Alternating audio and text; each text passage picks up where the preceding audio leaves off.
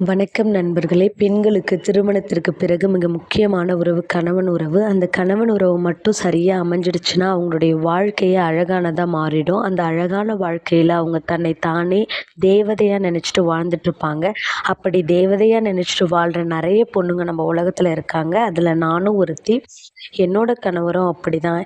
என்னோட துக்கத்துலயும் சரி, சந்தோஷத்துலயும் சரி என் கூடவே இருப்பாரு. அதனால என்னவோ தெரியாது, எனக்கு அவர ரொம்ப பிடிக்கும். எனக்கு ஒரு நல்ல கணவர், என் குழந்தைக்கு ஒரு நல்ல அப்பா. இத சொல்றதுல நான் ரொம்ப பெருமைப்படுறேன். எங்கக்குள்ளேயும் நெறைய சண்டைகள், மனக்கசப்புகள் இருக்கு. மறந்தே ஆகணும் அப்படின்னு நெனைக்கிற நிகழ்வுகளும் இருக்கு. மறக்கவே கூடாது அப்படின்னு நெனைக்கிற நிகழ்வுகளும் இருக்கு. அதெல்லாம் கடந்து தான் நாங்க இன்னைக்கு வாழ்ந்துட்டுருக்கோம்.